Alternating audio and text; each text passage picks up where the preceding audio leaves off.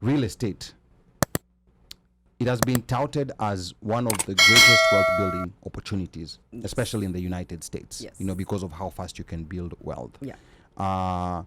You already told us earlier that you've not done real estate investing in Kenya, so it's not part of what you like to talk about. But I'm sure, I am sure you have seen people investing in real estate in Kenya. Yes. I'm sure you have done. You said, like some of your family members are investing in real estate in Kenya. Mm-hmm. Some of your family members who lived here or who have lived here. Yeah. I'm sure you've done an analysis on what they're investing in. So talk to us from a perspective of not someone in Kenya investing in Kenyan real estate, Mm-hmm. but someone who's here in the US with all the investment options they have here in the US Mm-hmm.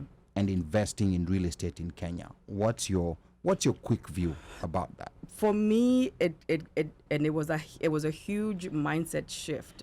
It comes down to cash flow.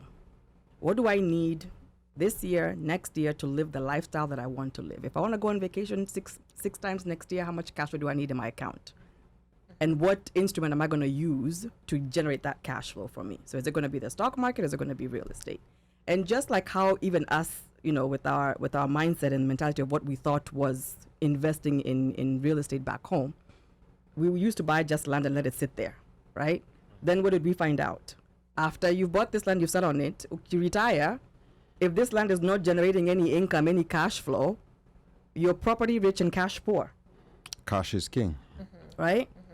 So even those who invest in Kenya now, they've stopped, a few of them have stopped their whole buying land and sitting on it. They're actually buying properties. They're buying houses to rent, to Airbnb, to, do all these things, because they're seeing that just having a title doesn't mean anything. Mm-hmm. If that title is not bringing in some cash flow for you to live off of, what good is it? But if that's the route you want to go, then that means it's the same thing as investing in the stock market. You're parking your money there and just banking on the appreciation of that land, that one day you're either going to build and create something that will generate cash flow off of it, or you're going to sell it for a profit. Right? So for me, it's all about cash flow. Whether I earn it in Kenya, whether I earn it here, it doesn't matter. But because I'm here now and my kids are here, that's where I'm generating that cash flow. And when you look at how people invest in real estate here in the US, it goes back to what we were conditioned back in Kenya. We were conditioned to buy land and sit on it. Here, they're taught what? Buy a property and rent it out. And it's usually a single family or a townhouse or a condo. You usually buy your first home and then you buy your investment home second, mm-hmm. right? And again, just from learning and understanding how this country works, your home, your primary home is not an asset. It's a liability because it's not bringing any money in. You buy a house, mortgage, you repairs, all that stuff, that your home is not a liability.